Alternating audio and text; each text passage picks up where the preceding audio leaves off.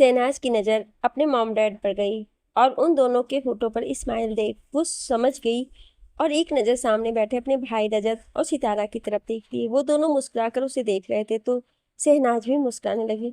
उसे ये देखकर अच्छा लगा कि उसके मॉम डैड के बीच की सारी मिसअंडरस्टैंडिंग दूर हो गई है। कुछ देर में ब्रेकफास्ट करके शहनाज अपने कॉलेज के लिए निकल गई। रजत भी अपने ऑफिस के लिए चला गया। मिस्टर गिल कोई जरूरी काम कहकर वो भी वहां से चले गए। अब मेंशन में सिर्फ शालिनी जी और सितारा थे। दोनों बैठकर सोफे पर बातें करने लगे। मिस्टर गिल कार को ड्राइव कर रहे थे। करीब आधे घंटे ड्राइव करने के बाद मिस्टर गिल एक पार्क के सामने अपनी कार को रोककर कार से बाहर आए। वो एक नज़र उस कार की तरफ देखे और फिर तेजी से चलते हुए पार्क के अंदर चले गए। पार्क के अंदर जाने के बाद मिस्टर गिल की नज़रें एक जगह ठहर गईं और उनके होठों पर गहरी स्माइल आ गई।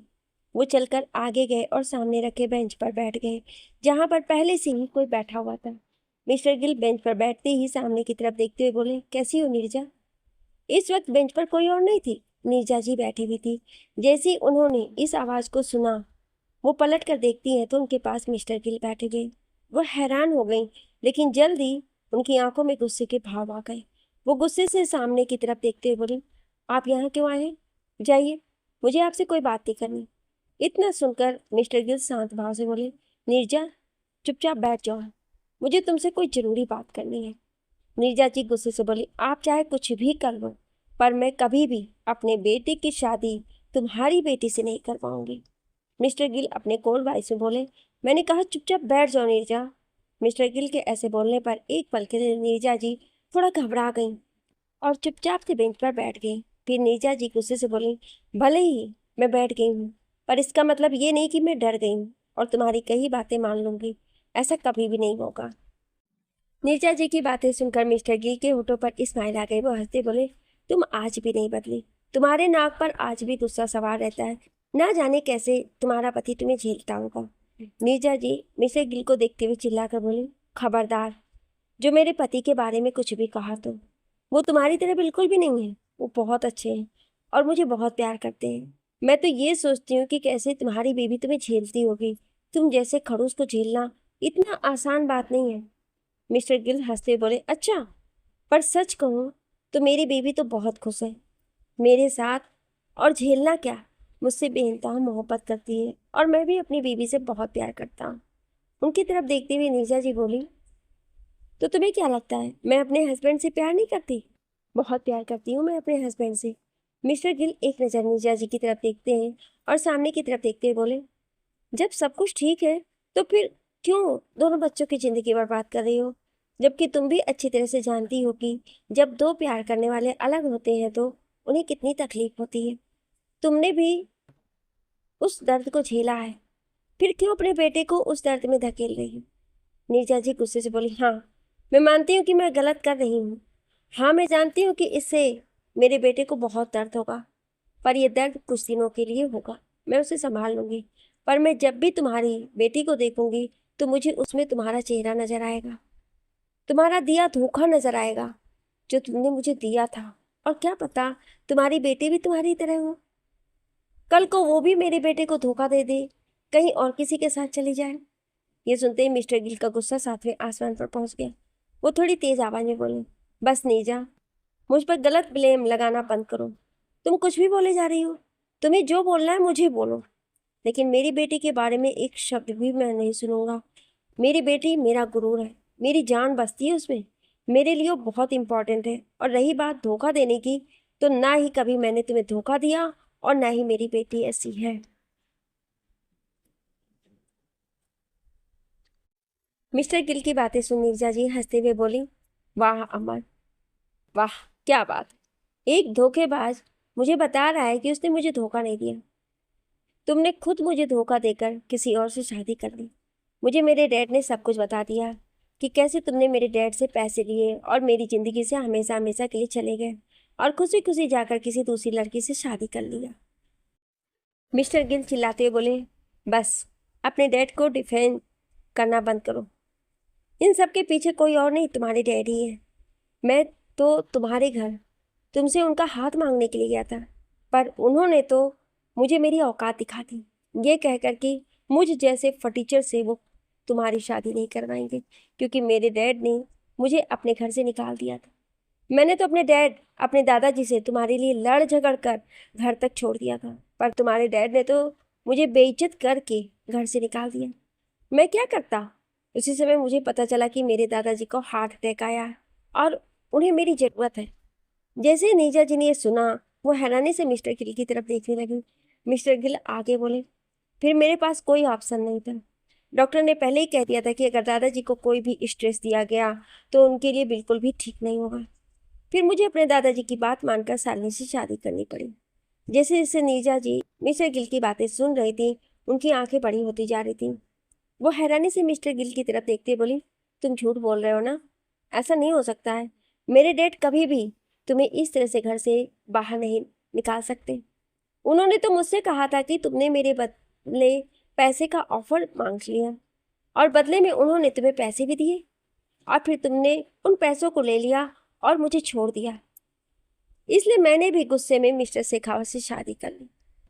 मिस्टर गिल नीरजा जी की कई बातें सुनकर मुस्कुराए और बोले, अब तुम्हें क्या लगता है नीरजा, किसकी गलती है? तुमने भी अपने डैड की सुनी और मैंने भी अपनी फैमिली की सुनी। तुम्हें भी अपने डैड पर विश्वास हुआ और मैं तो मजबूर था, तो मुझे उनकी बात माननी पड़ी। इतना कहते हुए मिस्टर गिल के होठों पर हल्की सी स्माइल आ गई। नीरजा जी की आंखें नम हो गईं। आज तक वो इतनी बड़ी गलतफहमी में जी रही थी और इस गलतफहमी के कारण वो हमेशा उस इंसान को गलत समझती रही, जिस इंसान से वो किसी समय में बेइंतहा मोहब्बत किया था। वो एक नज़र मिस्टर गिल की तरफ देखती और फिर सामने की तरफ देखते हुए एक गिल्ट के साथ बोली, ठीक है, मैं समझ रही हूँ तुम्हारे कहने का मतलब, और सॉरी मैंने तुम्हें गलत समझा। पर मैं भी उस वक्त बहुत टूट गई थी। वो सिचुएशन ऐसी ही थी कि मैं कुछ समझ नहीं पाई। और इतना कहते हुए नीरजा जी जैसे ही बगल में देखती हैं वहाँ पर मिस्टर गिल नहीं थे। वो तुरंत पीछे मुड़ी तो मिस्टर गिल वहाँ से जा रहे थे। नीरजा जी तुरंत बेंच से उठी और सामने की तरफ जाने लगी। नीरजा जी मिस्टर गिल के पास जाकर जैसे ही उनके कंधे पर अपना एक हाथ को रखने वाली थी कि अचानक ही उन्होंने खुद को रोक लिया और मिस्टर गिल बिना पीछे मुड़े पार्क से बाहर आए और कार में बैठकर तुरंत कार को वापस से यू टर्न करके अपने कार को घर की तरफ मोड़ दिए। अभी उनके सीने में एक सुकून सा महसूस हो रहा था। आज उन्होंने सब कुछ क्लियर कर दिया था। अब उनके दिल पर कोई बोझ नहीं था। उन्हें अब विश्वास था कि नीरजा जी और उनके बीच की सारी गलतफहमी दूर हो गई है और अब नीरजा जी अपने बेटे की खुशियों के बारे में जरूर सोचेंगी। वहीं नीरजा जी काफ़ी देर तक चुपचाप वहीं पार्क में खड़ी रहीं। अचानक ही उन्हें अपने बेटे स्वयं का ख्याल आया और वो तेज कदमों के साथ पार्क से बाहर निकली। फिर तुरंत अपने कार में जाकर बैठ गईं और ड्राइवर को कार विला की तरफ बढ़ाने के लिए बोला। वो अपने पर्स में से फ़ोन निकालती हैं और किसी को कॉल करती हैं। कुछ रिंग्स जाने के बाद कॉल रिसीव हुआ। दूसरी तरफ से कॉल रिसीव होते ही नीरजा जी बोली, जल्दी से आप आ जाइए क्योंकि अभी मुझे आपकी बहुत ज़रूरत है। दूसरी तरफ से एक भारी आवाज़ आई, क्या हुआ नीरजा, तुम ठीक तो हो ना? किसी ने तुम्हें परेशान किया या कोई और बात है? ये शख्स कोई और नहीं, नीरजा जी के हस्बैंड थे। नीरजा जी अपने हस्बैंड की परेशानी भरी आवाज़ सुनकर अपनी आंखों से बह रहे आंसुओं को साफ करती हैं और हल्का मुस्कुराकर बोली, नहीं, बस मुझे अभी आपकी याद आ रही है और अभी मुझे आपके बाहों का हार चाहिए। नीरजा जी की बात सुनते ही मिस्टर शेखावत अपनी शरारत भरी आवाज में बोले, ओहो क्या बात है, लगता है आज मेरी वाइफ को मुझ पर बहुत प्यार आ रहा है। नॉट बैड, मेरे तो दिन बन गए। मिस्टर शेखावत की शरारत भरी आवाज को सुनकर नीरजा थोड़ा शर्मा गई, पर तभी वो बात बदलती बोली, क्या आप अपने बेटे से नहीं मिलना चाहती? जल्दी से आ जाइए क्योंकि मुझे आपको एक बहुत बड़ा सरप्राइज देना है। और हाँ, अपने साथ मेरे उन दोनों छोटे शैतानों को भी लेते आइएगा। नीरजा जी की बात सुनकर मिस्टर शेखावत मुस्कुराकर बोले, जो हुकुम बेगम साहिबा।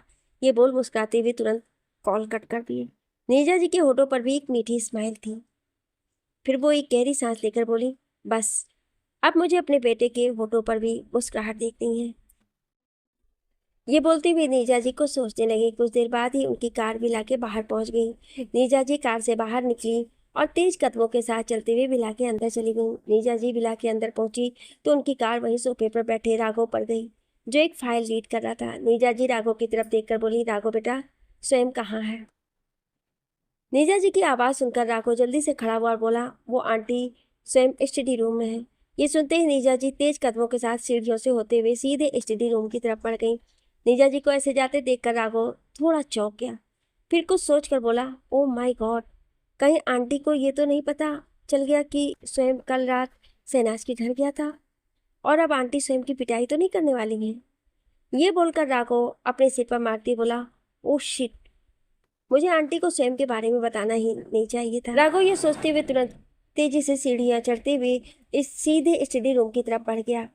राघव स्टडी रूम के बाहर पहुंचकर एक गहरी सांस लिया और जैसे ही राघव ने स्टडी रूम का डोर ओपन किया, अंदर का नजारा देखकर वो हैरान रह गया। उसकी आंखें हैरानी से फैल गईं।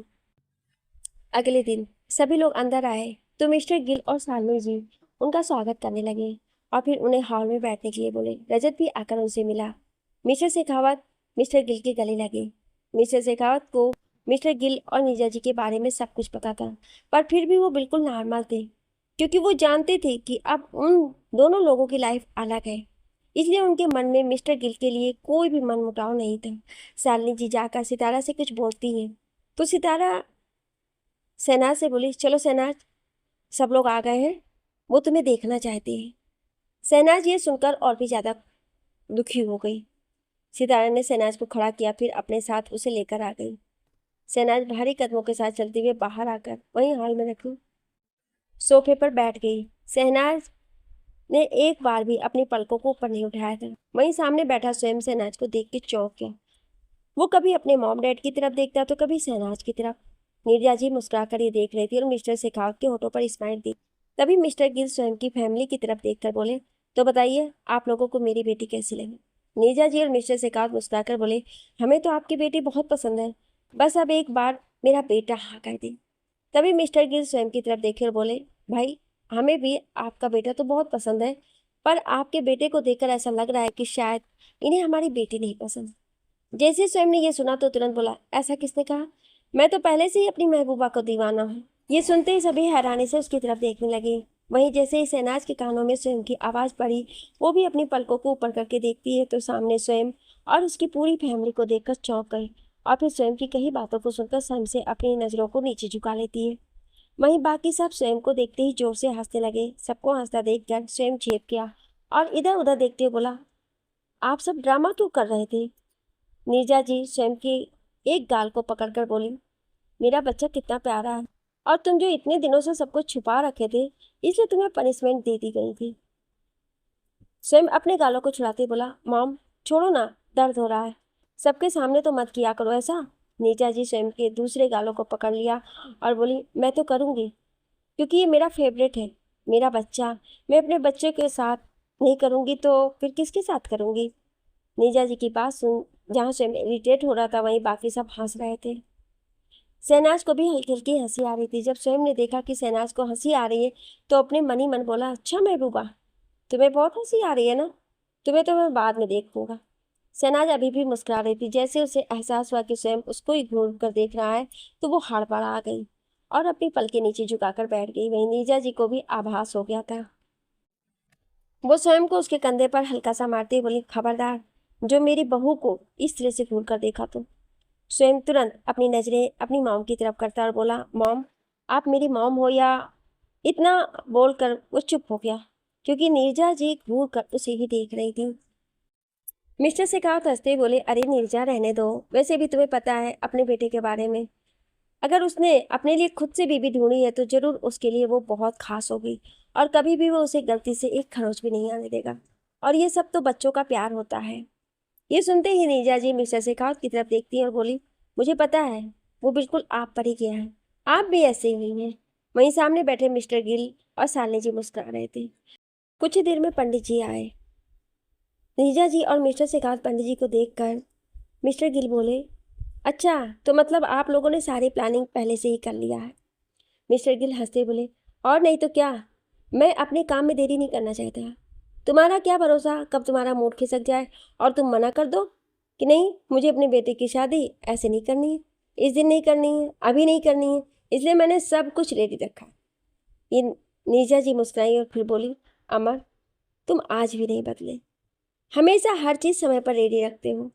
मिस्टर गिल हंसे और अपने कंधे को झुकाकर एटीट्यूड के साथ बोले, ऑफ कोर्स मैं हमेशा हर चीज़ के लिए रेडी रहता हूँ। क्यों श्रीमती जी, मैं सही कह रहा हूँ ना? ये सब मिस्टर गिल शालिनी जी की तरफ देखते हुए बोले। तो शालिनी जी शर्मा कर अपनी नजरें नीचे कर लेती और हंसते हुए बोली, आप कभी गलत होते हैं क्या? ये सुनकर सभी एक साथ हुटिंग करने लगे। वहीं नीरजा जी भी हंस रही थी और उनकी पकड़ मिस्टर शेखावत के हाथों पर कस गई। मिस्टर शेखावत ने भी कसकर नीरजा जी को पकड़ लिया और बोले, हाँ हाँ मुझे पता है, तुम्हें भी रोमांस करने का मन कर रहा है ना? नीरजा जी घूर कर उन्हें देखती हैं तो मिस्टर शेखावत मुस्कुराती है। सबकी तरफ देखते हुए नकुल बोला, तो मॉम डैड, अंकल आंटी, आप लोग अपना रोमांस बंद बाद में करिएगा, पहले इस नए जोड़े को तो देखिए। दोनों कैसे बेताबी से पंडित जी की तरफ देख रहे हैं, जैसे शादी का डेट अभी ही निकलवाना चाहते हो। तभी शालिनी जी उठी और अंदर रूम में गईं और 2 कुंडली लेकर आईं। फिर पंडित जी की तरफ बढ़ाती बोली, पंडित जी, ये मेरी बेटी और मेरे बेटे की कुंडली है, आप दोनों को कुंडली देख लीजिए। ये बोलकर फिर वो सितारा की तरफ देखती हैं तो सितारा ने भी अपनी कुंडली निकाल कर दे दिया। नीरजा जी भी अपने बेटे की कुंडली निकाल कर दे दी। फिर वो लोग पंडित जी से बोले, जल्दी से कोई शुभ मुहूर्त निकलवाइए, हमारे बच्चे बड़े बेताब हैं। ये सुन पंडित जी मुस्कुरा दिए और फिर कुंडली को मिलाने लगे। सब कुछ देखने के बाद पंडित जी सबसे पहले सितारा और रजत की तरफ देखने लग गए। वहीं बाकी सब भी पंडित जी की तरफ देख ही रहे थे। ये सुन पंडित जी मुस्कुरा दिया और फिर कुंडली को मिलाने लगे। सब कुछ देखने के बाद पंडित जी सबसे पहले सितारा और रजत की तरफ देखकर बोले, इन दोनों की जोड़ी तो बहुत ही अच्छी है, ये दोनों हमेशा ही हंसते मुस्कुराते एक साथ रहेंगे, दोनों का साथ हमेशा बना रहेगा। पर शादी में थोड़ी परेशानियां दिख रही हैं, लेकिन अगर सब्र से काम लेंगे तो सारी परेशानियां दूर हो जाएंगी। ये बोलते हुए पंडित जी सितारा की तरफ देखते बोले, बेटा, सबसे ज़्यादा तुम्हें सब्र से काम लेना होगा। मुश्किल की घड़ियाँ आए तो घबराना नहीं, बस अपने जीवन साथी पर विश्वास बनाए रखना।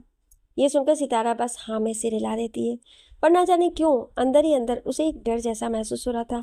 तभी शालिनी जी बोली, क्यों, क्या हुआ? पंडित जी, कोई परेशानी है क्या? पंडित जी शालिनी जी की तरफ देखकर बोले, देखिए, हमने कुंडली देखी है और दोनों बच्चों का जोड़ा बहुत ही अच्छा है, पर कुछ अड़चन दिख रही है, जिसके लिए इन्हें हमेशा एक दूसरे का साथ बनाए रखना होगा। ये सुनकर शालिनी जी बोली, हाँ हाँ पंडित जी, मैं हमेशा अपने दोनों बच्चों के साथ रहूंगी और इन दोनों को कभी भी एक दूसरे से अलग नहीं होने दूंगी। फिर पंडित जी स्वयं और शहनाज की कुंडली देखते हैं और बोले, इन दोनों की जोड़ी तो साक्षात भगवान ने बनाया, ये बिल्कुल किसी शिव पार्वती की तरह है। ये सुनकर सभी की आंखों में चमक और होठों पर मुस्कान आ गई। शहनाज शर्माते हुए नीचे देख रही थी, वहीं स्वयं की नज़र तो बस अपनी महबूबा पर ही थी। तभी पंडित जी आगे बोले, ये तो सच है कि दोनों की जोड़ी शिव पार्वती की तरह है, तो इन्हें वैसे ही कठिनाइयों का सामना भी करना पड़ेगा। इनका वैवाहिक जीवन भी बहुत सुखमय होगा, पर उतार चढ़ाव हमेशा बना रहेगा। इसलिए इन्हें हमेशा एक दूसरे का साथ बनाए रखना है। इन दोनों का साथ ही इन्हें हिम्मत देगा और आने वाली मुश्किलों, हर परेशानियों से लड़ने का। और जब ये दोनों साथ होंगे तो इन्हें कोई भी अलग नहीं कर सकता, चाहे कितना बड़ा तूफान क्यों ना आ जाए, उनके विश्वास को कोई डगमगा नहीं सकता। ये सुनकर सभी खुश हो गए। फिर पंडित जी को दक्षिणा देकर उन्हें वहाँ से विदा किया गया। उसके बाद सभी एक दूसरे से बैठकर बातें करने लगे कि कैसे 5 दिन बाद सगाई की सारी तैयारी की जाए। वहीं स्वयं बेचैनी से शहनाज की तरफ देखे जा रहा था। वो सोच रहा था कि कोई एक बार तो बोल दे कि तुम दोनों जाओ और अकेले में बात कर लो, पर घर के लोग तो एक बार भी बोल नहीं रहे थे। ये सब देखकर जब स्वयं से बर्दाश्त नहीं हुआ तो वो एकदम से खड़ा हो गया।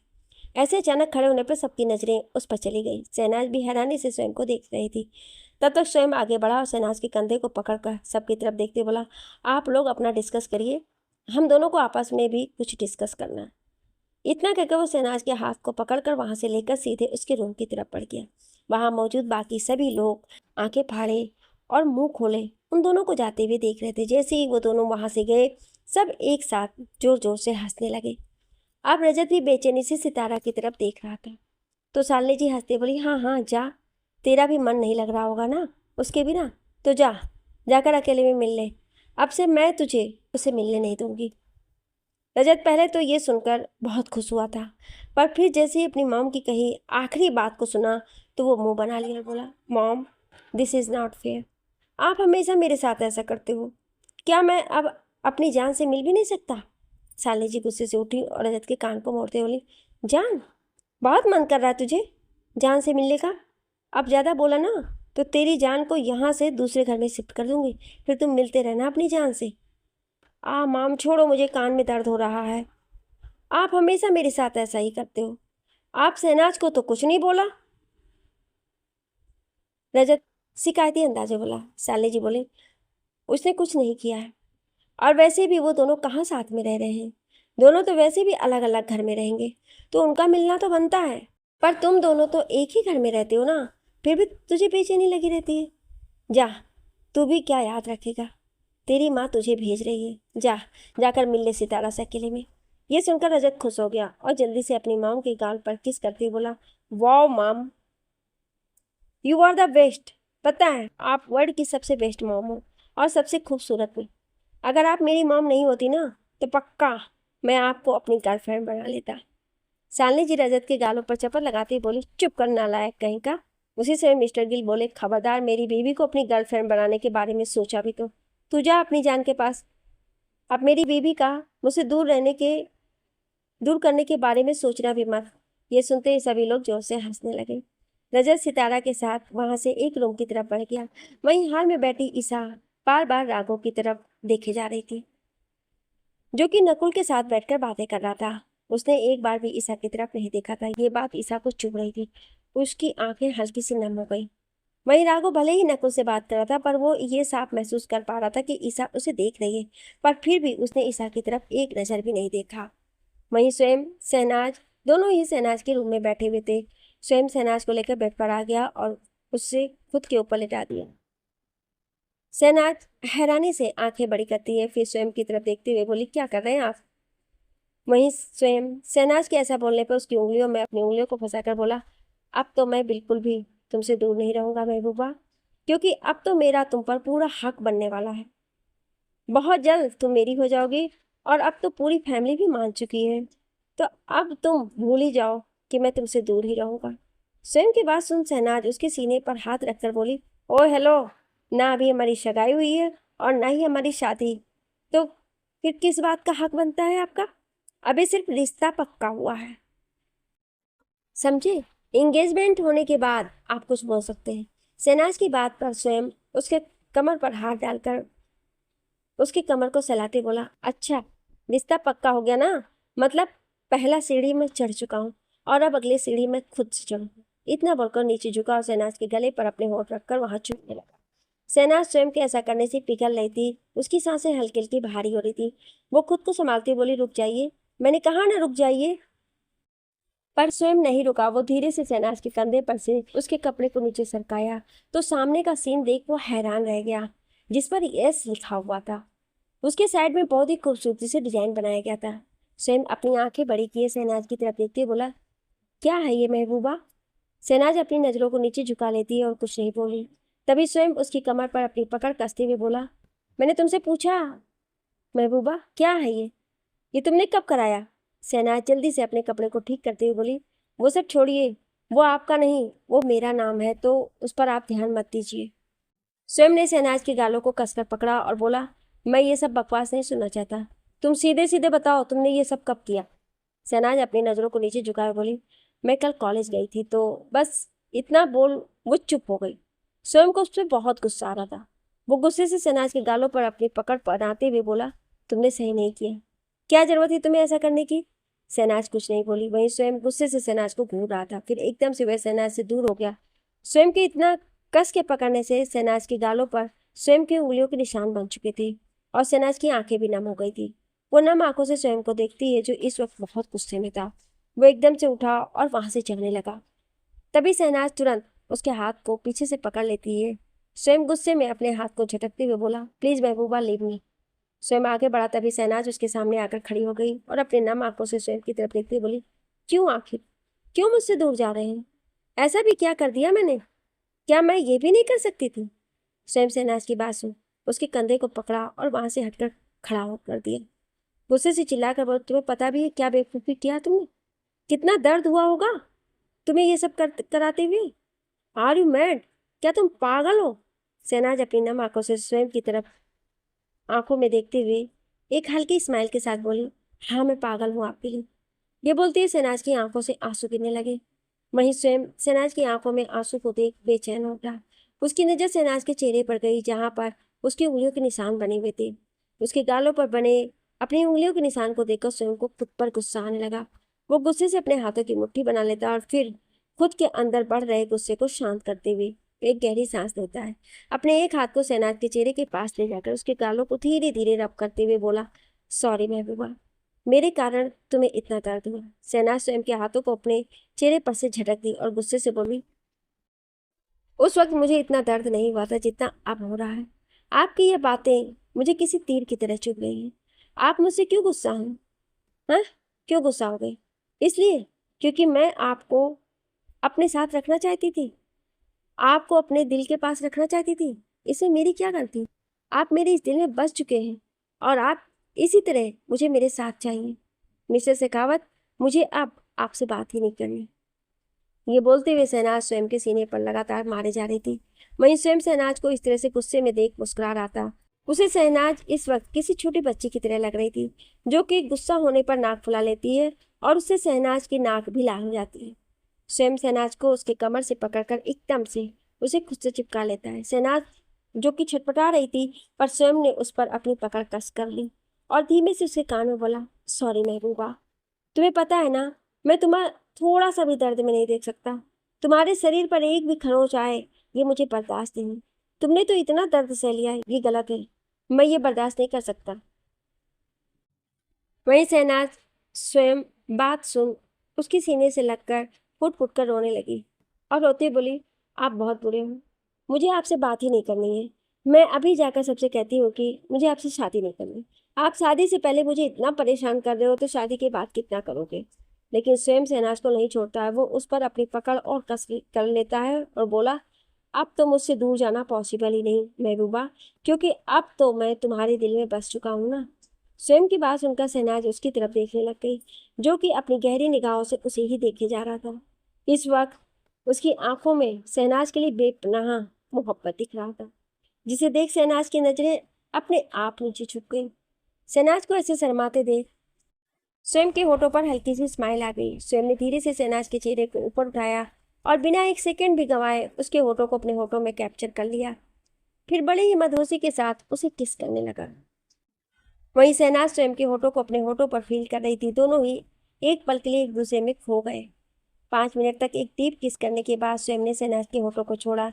शहनाज का पूरा चेहरा लाल हो गया था। उसकी पलकें ऊपर ही नहीं उठ रही थी शर्म के कारण। वो स्वयं की तरफ देख भी नहीं रही थी। वहीं स्वयं के होठों पर इस वक्त एक दिलकश स्माइल थी। वो एकदम से शहनाज के पीठ पर अपना हाथ रखता है। अभी शहनाज कुछ समझ पाती उससे पहले वो कुछ ऐसा किया जिससे शहनाज की आंखें बड़ी हो गई। वो तुरंत स्वयं की तरफ देखते हुए ना में अपने सिर को हिला दी, पर स्वयं ने शहनाज को नहीं छोड़ा। ये देख शहनाज अपने हाथों से स्वयं के सीने पर मारने लगी, पर स्वयं ने तुरंत शहनाज के दोनों हाथों को पकड़कर उसकी उंगलियों में अपनी उंगलियों को फंसा लिया और बड़े ही पेशेंटली उसके टैटू को चूमने लगा। शहनाज का ये बुरा हाल था। वही स्वयं तो जैसे खो गया था। एक तो पहले ही स्वयं शहनाज के बदन से आ रही खुशबू उसे पागल कर रही थी और ऊपर से अपने नाम का टैटू देखकर स्वयं बेचैन हो गया था। उसके टैटू पर किस करते हुए स्वयं एकदम से शहनाज के हाथों को छोड़ा और उसके कमर को पकड़कर उसे उठा लिया और उसके टैटू पर किस करते हुए ही उसे बेड पर लेकर आया और लिटा दिया। फिर एक बार फिर से मधुसी के साथ उसके टैटू को चूमने लगा। शहनाज बुरी तरह से छटपटा रही थी और स्वयं को दूर कर रही थी, पर स्वयं ताकि उसे छोड़ ही नहीं रहा था। करीब 20 मिनट बाद स्वयं शहनाज से दूर हुआ। शहनाज के माथे पर पसीना उभर आया था और उसकी आंखें बंद थी। वहीं स्वयं की नजरें शहनाज के दिल के पास बने टैटू पर ही टिके हुए थे, जो कि अब पूरी तरह से रेड हो गए थे और इस तरह से वो और भी ज्यादा खूबसूरत लग रहे थे। स्वयं ये देख कर हल्का मुस्कुराया और नीचे झुककर हल्का सा उसके टैटू को चूम लिया। फिर धीरे से शहनाज के गालों को सहलाया और उसके माथे पर किस करते हुए बोला, महबूबा, थैंक यू मेरी लाइफ में आने के लिए। स्वयं के ऐसे बोलने पर शहनाज की आंखें धीरे से खुली। उसकी नज़र स्वयं पर थी। वहीं स्वयं भी बस शहनाज को देख रहा था। दोनों के ही होठों पर इस वक्त स्माइल थी। स्वयं शहनाज के होठों के बिल्कुल करीब आकर बोला, एक बार और करने दो ना। शहनाज नामे सिर हिला रही थी, पर स्वयं कहाँ मानने वाला था। स्वयं ने एकदम से आगे बढ़कर शहनाज के होठों से अपने होठ जोड़ लिए और पैसेटली किस करने लगा। वहीं दूसरी तरफ रजत सितारा को लगातार किस किए जा रहा था। सितारा उससे दूर कर रही थी, पर रजत उसे छोड़ ही नहीं रहा था। सितारा उसके सीने पर मारती बोली, आंटी जी को बता दूंगी। ये सुनते ही रजत के होठों पर स्माइल आ गई। और वो सितारा के होठों के खिलाफ जाकर बोला, यार जान, कुछ नया ट्राई करो ना। हर रोज सिर्फ मेरी मम्मी का ही नाम लेती हो और मेरी मम्मी का नाम लेकर मुझे डरा देती हो। कुछ नया सोचो। ये बोल रजत एक बार फिर से सितारा के होठों की तरफ बढ़ने लगा तो सितारा उसके सीने पर मारती बोली, मैं कुछ नया क्या सोचूं? मेरे पास ऑलरेडी है तो दूर रहती हूँ, वरना मैं आपको छोड़ूंगी नहीं और अभी सबके सामने बोल दूंगी कि आप मुझे इतना परेशान कर रहे हो और फिर मैं आपसे शादी भी नहीं करूंगी।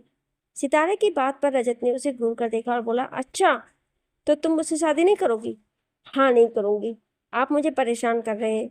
अभी जब आप इतना परेशान कर रहे हैं तो शादी के बाद तो ना जाने क्या करेंगे आप। ये सुनते ही रजत एकदम से सितारा को उसकी कमर से पकड़ा और उठा लिया, उसे लेकर सोफे पर बैठा दिया। सितारा अभी भी खुद को छुड़ा रही थी पर रजत उसे अपनी पकड़ से बनाते हुए बोला, हिलने की कोशिश मत करना, वरना अभी मैं वो कर जाऊंगा जो तुम सोच भी नहीं सकती। रजत की बातें सुन सितारा हैरानी से आंखें बड़ी करके उसकी तरफ देखने लगी। वहीं रजत काफी सीरियस लग रहा था। सितारा ने दूसरी तरफ अपना चेहरा फेर लिया और बोली, मुझे आप बहुत परेशान करते हैं। देखिए मेरा क्या हाल करते हैं। ये बोलते ही सितारा रजत की तरफ देखती और अपने होठों की तरफ इशारा करने लगी और बोली, ये देखिए मेरे होठ पर बाइट किया है ना आपने। फिर उसके बाद वो अपनी गर्दन की तरफ दिखाते बोली, ये देखिए आपने क्या किया है, रेड रेड निशान बन गया है। अब ऐसे कैसे मैं बाहर जाऊंगी बताइए आप। सितारा के ऐसे बच्चे जैसे शिकायत सुनकर रजत के होठों पर स्माइल आ गई। वो सितारा के होठों की तरफ देखते बोला, तुम्हें ये प्रॉब्लम है कि मैंने तुम्हारे होठों पर बाइट की? सितारा जल्दी जल्दी अपने सिर को हिला दी तो रजत बोला, ठीक है, इस बार मैं कहीं और पर बाइट नहीं करूंगा, बहुत ही प्यार से तुम्हें किस करूंगा। अभी सितारा रजत की बातों को समझ पाती उससे पहले ही रजत बिना वक्त गवाए उसके होठों पर टूट पड़ा और एक बार फिर से पूरे पैशन के साथ उसे किस करने लगा। वहीं दूसरी तरफ हॉल में सभी बैठे आपस में बातें कर रहे थे और शादी के लिए सारे डिस्कशन कर रहे थे।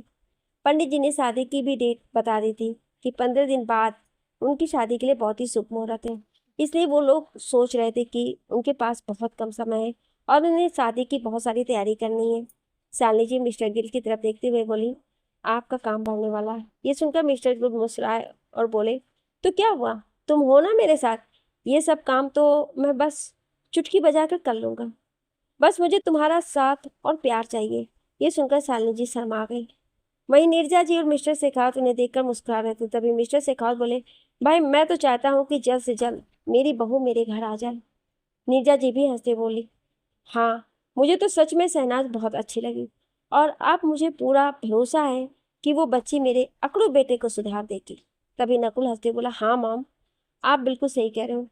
भाई ना कुछ ज्यादा ही घमंड में रहते थे पर भाभी उन्हें बिल्कुल ठीक कर देंगी। पर मुझे ऐसा क्यों लगता है कि कहीं उल्टा ना हो जाए, क्योंकि भाभी तो बहुत ही सीधी लगती हैं और हमारे भाई तो आपको पता है कितने चंट और अकड़ू हैं। तभी उसके सिर पर एक चपत लगी जिससे नकुल ने हल्का सा चीखते हुए पीछे मुड़कर देखा तो वहां पर ईसा खड़ी थी। वो उसे घूरते हुए बोली, खबरदार जो मेरे भाई को कुछ भी बोला तो, वो बहुत अच्छे हैं और बेस्ट भाई हैं, वो मैं उनके खिलाफ कुछ भी नहीं सुन सकती। तभी नकुल अपने बालों को सहलाते हुए मुंह बनाकर बोला, हाँ हाँ मुझे पता है, तू भाई की चमची है ना, तो भला तू कैसे सुन सकती है उनके खिलाफ।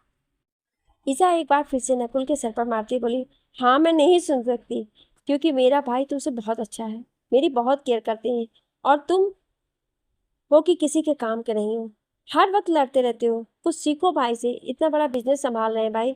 हाँ तो भाई मेरे से बड़े हैं तो संभालेंगे ना, अभी मैं बच्चा हूँ, मैं भी बड़ा हो जाऊंगा तो मैं भी बिजनेस संभाल लूंगा। जिस पर ईसा बोली, ऐसा बिल्कुल भी नहीं है, तुम्हारे एज में भाई ने बिजनेस को संभाल लिया था। अभी नकुल कुछ बोलता उससे पहले ही मिस्टर शेखावत बोले, तुम दोनों लड़ना झगड़ना बंद करो। फिर नकुल की तरफ देखते हुए बोले, और हाँ नकुल, ईसा बिल्कुल सही कह रही है, स्वयं ने बहुत जल्दी बिजनेस को संभाल लिया था, तो अब तुम भी तैयारी कर लो। तुम्हारी जैसे ही पढ़ाई कंप्लीट होती है तो तुम भी बिजनेस में आ जाना और अपने भाई का हाथ बटाना। पर डैड, आप और भाई दो लोग तो हो, मेरी क्या जरूरत है, अभी तो मैं बच्चा हूँ। नकुल बच्चों जैसा मुंह बनाकर बोला। अभी मिस्टर शेखावत आगे कुछ बोलते उससे पहले ही नकुल का फोन बजने लगा। नकुल ने जब फोन की तरफ देखा तो उसकी आंखों में चमक आ गई। वो काफी एक्साइटेड होकर वहां से उठा और बोला, सॉरी गाइज, मुझे कुछ इंपॉर्टेंट बात करनी है। इतना कहता हुआ वो जल्दी से बाहर की तरफ भाग गया। ईसा गुर्राते बोली, हाँ हाँ, उस चुड़ैल नागिन अंतरा से बातें करने गया होगा। इसे तो मैं अभी देखती हूँ। इतना कहकर ईसा वहां से बाहर की तरफ गई, जिस तरफ नकुल गया था। नकुल कॉल पिक करते हुए बोला, हाँ बेबी, तुमने मुझे याद किया? मैं भी तुम्हें बहुत मिस कर रहा था। दूसरी तरफ से अंतरा की आवाज आई, नकुल तुम्हें पता है ना मैं कब से कितना परेशान हूँ, और तुमने मुझे आज प्रॉमिस किया था कि तुम आज मुझे शॉपिंग के लिए लेकर चलोगे। ऑफ कोर्स बेबी, मैं तुम्हें शॉपिंग के लिए जरूर ले जाऊंगा, पर अभी मैं अपने मॉम डैड के साथ हूँ और एक इम्पोर्टेंट काम में लगा हूँ। जैसे ही फ्री होऊंगा शाम को हम लोग शॉपिंग के लिए चलेंगे। दूसरी तरफ से अंतरा नाराज हुई और बोली, मैं कुछ नहीं जानती नकुल, तुम्हें आज मुझे किसी भी हाल में शॉपिंग के लिए लेकर चलना ही होगा। नकुल तुरंत बोला, ओके ओके बेबी, मैंने कहा ना मैं शाम को चलूंगा। मैं पूरी कोशिश करूंगा कि शाम को तुम्हें मैं शॉपिंग के लिए ले जाऊं। ओके बेबी, अब तुम नाराज मत हो, क्योंकि तुम नाराज हुई तो मुझे बिल्कुल अच्छा नहीं लगता। और नाराजगी छोड़ दो प्लीज, मेरा बेबी, मेरा बच्चा, मेरी जान। अंतरा के ओके बोलकर कॉल कट कर दिया। कॉल कटते ही अंतरा ने वहीं बैठकर बगल में लेटे एक लड़के की तरफ देखकर स्माइल किया और बोली, वो मुझे शॉपिंग के लिए ले जाने के लिए तैयार हो गया। तभी उस लड़के ने एकदम से अंतरा के कमर से पकड़कर अपनी तरफ खींच लिया और बोला, वाह बेबी, तुम भी ना कमाल की हो। तुम्हारे हुस्न के जाल में तो अच्छे अच्छे लोग फंस जाते हैं। तभी तो तुमने नकुल शेखावत को अपने प्यार के जाल में फंसा रखा है। अंतरा काफी एटीट्यूड में उस लड़के की तरफ देखते बोली, ओ बेबी, तुम भी ना, तुम मुझे कितना अच्छे से जानते हो। इतना कहकर अंतरा आगे बढ़ी और उस लड़के को किस करने लगी। भाई, नकुल पीछे मुड़ा तो ईसा खड़ी थी। ईसा ने अपने दोनों हाथों को कमर पर रखा हुआ था। ईसा ने उसे घूरते कहा, हो गई बात उस चुड़ैल से? नकुल ये सुना और तुनक कर बोला, वो चुड़ैल नहीं है, मैं समझी, तेरे से बहुत अच्छी है और बहुत खूबसूरत भी। वो इतनी क्यूट है और तुझसे चुड़ैल चुड़ैल बोल रही है? अच्छा, वो क्यूट है? कहाँ से तुझे क्यूट लगती है? वो तो मुझे एक नंबर की नागिन और चुड़ैल लगती है। ईसा अपनी आंखें बड़े करते हुए नकुल की तरफ देख कर बोली। नकुल ईसा को खा जाने वाली नजरों से देखने लगा और बोला, देख ईसा, वो मेरी गर्लफ्रेंड है, तो तू मुझे ज्यादा मत सिखा। मैं उससे प्यार करता हूँ और वो भी मुझे मुझसे बहुत प्यार करती है, तो तू अपने बारे में सोच। अपनी बात बोलकर नकुल जाने लगा। तभी ईसा बोली, ठीक है ठीक है, तुझे जो करना है कर, पर जब तुझे उस चुड़ैल की सच्चाई पता चलेगी तब तो मेरे पास रोते हुए मत आना। देख बहन, ऐसा हो गया मेरे साथ। नकुल भी वहां से जाते हुए बिना ईसा की तरफ देखे बोला, ओके, नहीं आऊंगा तेरे पास, क्योंकि मुझे पता है मेरी अंतरा मुझसे बहुत प्यार करती है। ये बोलकर नकुल वहां से चला गया। ईसा जैसे ही अंदर जाने लगी, उसकी नजरें गेट के पास एक साइड में खड़े शख्स पर जाकर ठहर गई। वहां साइड में राघव खड़ा था, जो कि फोन पर किसी से बात कर रहा था। कुछ देर बाद राघव ने कॉल कट कर दिया। वो जैसे ही पीछे मुड़ा तो ईसा को देखकर एकदम से चौंक गया और फिर उसे इग्नोर करके वहां से जाने लगा। तभी ईसा राघव के सामने आकर बोले, क्या अब आप मेरी तरफ देखना भी नहीं चाहते? क्या आपको मैं बिल्कुल भी नहीं पसंद हूँ? राघव बिना ईसा की तरफ देखे बोला, देखो ईसा, तुम जो सोच रही हो वैसा बिल्कुल भी नहीं है, और तुम अपने मन में जो फितूर बिठा कर रखी हो पहले उसे बाहर निकालो। राघव अपनी बात बोलकर जाने लगा तो ईसा उसके हाथ को पकड़ लेती। ये देख राघव ने उसे घूर कर देखा तो ईसा उसके हाथ को छोड़ते बोली, ये फितूर नहीं है, ये प्यार है मेरा, बहुत प्यार करती हूँ मैं आपसे। राघव ने ईसा की तरफ देखा और बोला, ईसा, ये बचकानी हरकतें मत करो। तुम अभी बच्ची हो और तुम्हें अभी कुछ भी नहीं पता कि तुम क्या कर रही हो, तो इन सब से दूर रहो, क्योंकि ना ही मैं तुमसे प्यार करता हूँ, ना ही मैं कभी तुमसे प्यार करूंगा। इतना बोलकर राघव तुरंत वहां से अंदर की तरफ चला गया। वहीं ईसा को राघव की कई बातें चुभ गई थी।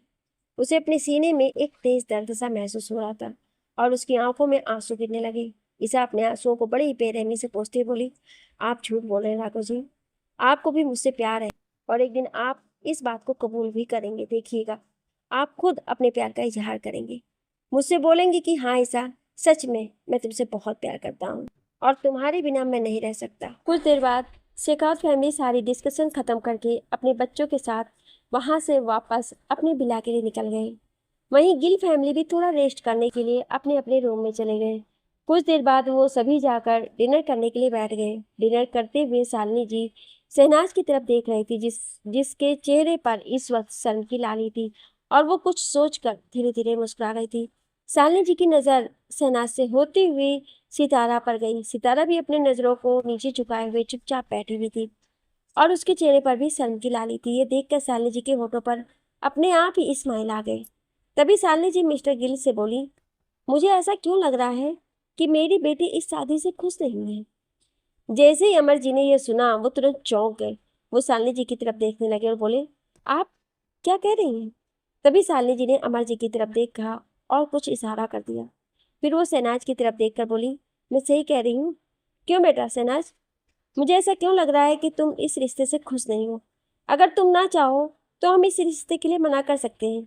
वैसे भी सबके सामने तो स्वयं ने तो कह ही दिया है कि वो तुम्हें पसंद करता है, पर हमें तुम्हारे बारे में भी तो कुछ नहीं पता। शहनाज अपनी माँ की बात सुनकर हैरान हो गई। वहीं सितारा और रजत भी अपनी माँ की बातें सुनकर चौंक गए थे कि आखिर अचानक से उनकी माँ ये क्यों बोल रही हैं। पर शालिनी जी के चेहरे पर तो बिल्कुल सीरियसनेस थी। उन्होंने बिल्कुल भी ये पता लग चलने नहीं दिया कि वो एक्टिंग कर रही हैं। तभी अमर जी भी शालिनी जी के हाथों पर अपने हाथ रखकर बोले, शालिनी जी अगर ऐसा है तो हम अपनी बेटी की शादी ऐसे नहीं कर सकते। ऐसे तो हमारी बेटी कभी भी खुश नहीं रहेगी। शालिनी जी भी तुरंत बोली, हाँ वही तो मैं आपसे कह रही हूँ।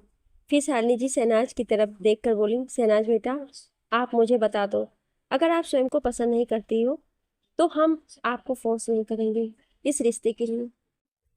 जैसे ही शहनाज अपनी मॉम की बात सुनती है उसके गले में खाना अटक गया और वो तेज तेज खांसने लगी। सितारा जो कि उसके बगल में बैठी थी उसे हंसी आ रही थी। उसने जल्दी से गिलास में पानी निकाला और शहनाज को पीने के लिए दी।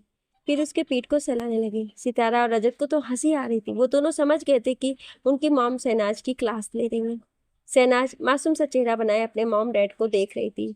अमर जी शहनाज की तरफ देखकर बोली, शहनाज बेटा आप ठीक तो हो ना? शहनाज जल्दी से पानी पी लिया और एक गहरी सांस लेकर बोली, जी डेर मैं ठीक हूँ। तभी शालिनी जी बोली, हाँ बेटा बताओ, क्या तुम इस रिश्ते के लिए तैयार हो? शहनाज जल्दी से बोली, मॉम मैंने कब मना किया कि मुझे ये रिश्ता नहीं पसंद है? और वैसे भी आप लोगों ने मेरे लिए रिश्ता ढूंढा है तो अच्छा ही है ना। अभी अमर जी कुछ बोलते उससे पहले ही शालिनी जी बोली, नहीं बेटा हमने ढूंढा है, इसका मतलब ये नहीं कि हम अच्छा ही ढूंढेंगे, हम लोगों से भी गलती हो सकती है। तुम ऐसा मत करो कि हमारी मर्जी खुद पर थोप लो। तुम अपनी मर्जी हमें बताओ, अगर तुम्हें रिश्ता नहीं मंजूर तो हम अभी फोन करके उन्हें मना कर देते हैं। इतना कहकर शालिनी जी शहनाज की तरफ देखती हैं, फिर तुरंत बगल में रखे फोन को उठा लेती हैं। वो जैसे ही नंबर डायल करने वाली थी कि तभी शहनाज बोली, मॉम रुक जाइए, मैंने ऐसे कब कहा कि मुझे रिश्ता नहीं मंजूर? मुझे तो रिश्ता पसंद है। और मुझे तभी शालिनी जी बोली, क्या मुझे बेटा? शहनाज अपनी नजरों को नीचे झुका धीमी आवाज में बोली, मुझे मिस्टर शेखावत पसंद है। ये सुनकर सभी के होठों पर मीठी सी मुस्कान आ गई। सब एक दूसरे की तरफ देखकर मुस्कुरा रहे थे। वहीं शहनाज अभी भी अपनी पलकों को नीचे झुकाए बैठी थी। शालिनी जी कुछ बोलती उससे पहले ही रजत बोला, मॉम बस भी करो, अब कितना मेरी बहन को परेशान करोगी? जैसे ही शहनाज ने यह सुना वो तुरंत अपनी पलकों को ऊपर उठाकर देखती है तो उसके मॉम डैड उसे देखकर हंस रहे थे। अब शहनाज सब कुछ समझ गई और वो मुंह फुलाकर बोली, मॉम डैड आप दोनों मिलकर मुझे चिढ़ा रहे थे, मुझे परेशान करने के लिए ये सब आपने कहा था? सितारा जो कि वहीं शहनाज के बगल में बैठी थी उसने शहनाज को साइड हक करते हुए बोली, और नहीं तो क्या मेरी ननद रानी, आंटी अंकल तो बस मजाक कर रहे थे और तुम तो सीरियस हो गई। सितारा की बात सुन सभी उसकी तरफ देखने लगे। तभी सितारा को एहसास हुआ कि उसने जल्दबाजी में क्या बोल दिया है। वो कुछ बोलती उससे पहले ही शालिनी जी बोली, सितारा बेटा ये क्या कहा तुमने? ये सुनकर सितारा डर गई और काफी डरी हुई आवाज में बोली, सॉरी आंटी। जिस पर शालिनी जी थोड़ी गुस्से से बोली, अच्छा मेरी बेटी को ननद रानी और मुझे आंटी? जब वो ननद हुई तो मैं तुम्हारी मम्मी हुई ना। अब से तुम मुझे मम्मी और अपने अंकल को पापा बुलाओगी। जैसे सितारा ने ये सुना उसकी आंखें नम हो गईं और उसकी आंखों से एक बूंद आंसू गिर गया। ये देखकर रजत ने जल्दी से उसे साइड हक कर लिया और बोला, जान ये आंसू किस लिए? सितारा कुछ नहीं बोली। तब शालिनी उठकर सितारा के पास गई तो सितारा उनके गले लग गई। शालिनी जी प्यार से सितारा के बालों को सहलाते हुए बोली, क्या हुआ बच्चा, ऐसे आपके आंखों से आंसू क्यों निकल रहे हैं? सितारा कुछ नहीं बोल रही थी पर उसके एहसासों को सभी समझ रहे थे। शालिनी जी हंसते हुए बोली, कहीं मेरी इस नालायक बेटी ने तुझे परेशान तो नहीं किया? कुछ ऐसा तो नहीं किया जिससे तुम्हारे आंखों में आंसू आ गए? ये बोलते हुए शालिनी जी ने रजत को घूर कर देखा तो रजत ने तुरंत अपने दोनों हाथों को ऊपर कर लिया जैसे बोल रहा हो, नहीं मॉम मैंने ऐसे कुछ नहीं किया। सितारा बिना कुछ बोले काफी देर तक शालिनी जी से लिपट कर बैठी रही। फिर शालिनी जी उसके बालों को सहलाते बोली, चलो अब बहुत हो गया रोना धोना, और जल्दी से डिनर करो, फिर जाकर आराम कर लो। ये सुनकर सितारा और बाकी सब चुपचाप डिनर करने लगे।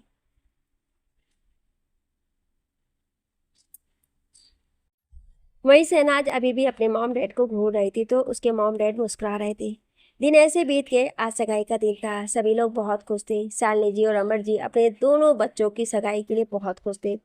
वहीं शेखावत फैमिली में सब बहुत खुश थे। नीजा जी और मिस्टर शेखावत भी अपने बड़े बेटे की सगाई से इतनी ज्यादा खुश थे कि वो उस खुशी की बयां ही नहीं कर पा रहे थे। उन्हें देख ऐसा लग रहा था जैसे आज बरसों की मुराद पूरी हो रही हो। वहीं स्वयं और शहनाज की तो खुशी का कोई ठिकाना ही नहीं था। इसके साथ ही साथ रजत और सितारा भी बहुत खुश थे। रजत तो इसलिए खुश था कि अब से वो अपनी सितारा से मिल सकता है, लेकिन उसे ये नहीं पता था कि जब तक उनकी शादी नहीं हो जाती उसकी मॉम सगाई की बात तो और भी सितारा से नहीं मिलने देंगी।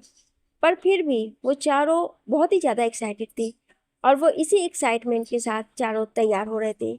स्वयं और रजत दोनों ही अपनी अपनी पार्टनर को देखने के लिए बेताब थे कि वो दोनों तैयार होकर कैसी लगेंगी। स्वयं अभी मिरर के सामने खड़े होकर तैयार हो रहा था। उसने अपने बालों में जेल लगाकर उसे सेट किया। उसी समय नीजा जी वहां आई और अपने बेटे की बलाइयां लेते हुए बोली, हाय, मेरा बच्चा कितना स्मार्ट लग रहा है, तुझे कहीं तेरी माँ की ही नजर न लग जाए। ये बोलते हुए नीजा जी ने अपनी आंखों के कोने से काजल निकाली और स्वयं के कानों के पीछे लगा दिया। ये देख स्वयं बोला, भला एक माँ की नजर अपने बच्चों को लगती है क्या? नीजा जी के उसके गालों पर हल्का सा थपथपा कर बोली, तू चुप रहे, तुझे नहीं पता, माँ बाप की नज़र बहुत ज़्यादा लगती है, और ये नज़र कोई तंत्र मंत्र नहीं होता है, ये सिर्फ आंखों से लग जाता है। मेरी तो छोड़, माना कि मैं नज़र नहीं लगाऊंगी, लेकिन पार्टी में मौजूद लड़कियां, उनकी तो हवस भरी नज़रें मेरे बेटे पर ही जाएंगी।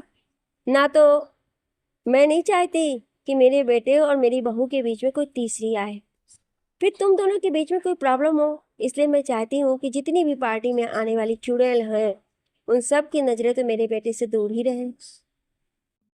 अपनी मॉम की बातें सुनकर स्वयं को हंसी आ गई। उसी समय नकुल भी रूम में आया और बोला, मम्मा, सिर्फ आप अपने बड़े बेटे पर ही सारा प्यार लुटाती हो, मुझ पे तो आपको जरा सा भी प्यार नहीं आता है, जैसे मैं आपका बेटा ही नहीं, आपने मुझे मार्केट से खरीद कर लाया हो। इससे पहले नीरजा जी कुछ बोलती, स्वयं तुरंत बोला, हाँ, तुझे पता नहीं, मंदिर के दरवाजे से तुझे उठाकर लाई है मॉम। वो तो मुझे तू पसंद आ गया था, इसलिए मैंने मॉम से कहकर तुझे घर लाने की जिद कर ली, और देख मॉम ने मेरी जिद कैसे मान ली। ये सुनकर नकुल ने घूर कर अपने भाई की तरफ देखा और फिर अपनी मॉम की तरफ देखकर बोला, देखा मॉम, आपने कैसे बोल रहे भाई मुझे। नीजा जी हंसते बोली, हाँ तो इसमें गलत क्या कहा, स्वयं सही तो कह रहा है। उसी समय ईसा और मिस्टर शेखावत भी रूम में आ गए। उन्होंने भी ये सब बातें सुनी तो उन दोनों को हंसी आ रही थी। तभी नकुल अपने डैड के पास जाकर बोला, डैड देखिए ना, कैसे मॉम और भाई दोनों मुझे चिढ़ा रहे हैं। आप बताइए, मुझे कोई प्यार ही नहीं करता है। मिस्टर शेखावत नकुल की बालों में अपने हाथ फेरते बोले, कोई नहीं बेटा, मैं हूं ना तुम्हारे साथ, मैं भी देखता हूँ कौन तुम्हें कुछ बोलता है। और हाँ, तुम दोनों माँ बेटे एक बात कान खोलकर सुन लो, खबरदार जो मेरे बेटे के बारे में ऐसा वैसा कुछ भी कहा, ये तो मेरा राजा बेटा है। ये सुन नकुल की आंखों में चमक आ गई और वो मुस्कुराकर बोला, वाह डैड, मुझे पता था कोई मेरे साथ हो चाहे ना हो, पर आप जरूर मेरा साथ दोगे। फिर वो ईसा की तरफ देखते बोला, चुईया तू बता, तू मेरी साइड है या मॉम और भाई के साइड? ओए हेलो, चुईया किसे कह रहा है तू? हाँ, चुईया होगी तेरी वो चुड़ैल अंतरा, समझ में आई बात? और रही बात साइड लेने की, तो मैं हमेशा से अपने भाई की ही साइड हूँ। इतना कहकर वो स्वयं के बगल में जाकर खड़ी हो गई और उसे साइड हक कर लेती है। वहीं स्वयं भी ईसा के गालों को प्यार से टच किया और बोला, मेरी प्यारी बहन मेरे साइड ही रहेगी। नकुल ने मुंह बनाया और बोला, देख तू मुझे जो बोलना है बोल, पर मेरी अंतरा के बारे में कुछ मत बोल, वो तो बहुत ही स्वीट और मासूम सी है। ईसा अपने कमर पर हाथ रखकर बोली, हाँ हाँ, मैंने देखा है, उसकी मासूमियत बहुत स्वीट है, तभी तो नए नए लड़कों के साथ घूमती रहती है और तेरे पैसे पर ऐश करती है। अभी नकुल आगे कुछ बोलता उससे पहले नीजा जी गुस्से से बोली, तुम दोनों शांत रहो, आज के दिन भी लड़ना जरूरी है? आज तुम्हारे बड़े भाई की एंगेजमेंट है और तुम दोनों को आज के दिन लड़ना है? अपनी मॉम की डांट को सुनकर वो दोनों चुप हो गए। कुछ देर में सभी लोग विला से बाहर आए। राघव पहले से ही कार के पास खड़ा था, वो भी फोन पर बात कर रहा था। जैसे ही किसी ने उसके कंधे पर हाथ रखा, राघव पीछे मुड़ा तो नीरजा जी खड़ी उसे देखकर मुस्कुरा रही थी। वो राघव को देखकर बोली, आज मेरा ये बेटा भी कमाल का लग रहा है, इसे भी किसी की बुरी नजर ना लगे। ये कहकर उन्होंने राघव के कान के पीछे काजल लगा देती है। राघव ने ये देख बस मुस्कुरा दिया। राघव ने आज व्हाइट शर्ट, ब्लैक पैंट और उस पर ब्लैक जैकेट पहन रखा था, जिसमें वो बहुत ही हैंडसम लग रहा था। निशा की नजरें तो उस पर से हट ही नहीं रही थी, लेकिन राघव ने एक बार भी उसे नहीं देखा। आगे की कहानी जानने के लिए सुनिए अगले भाग में। क्या आप अगला भाग सुनना चाहते हैं तो कमेंट में यस जरूर लिखिएगा। Thank you.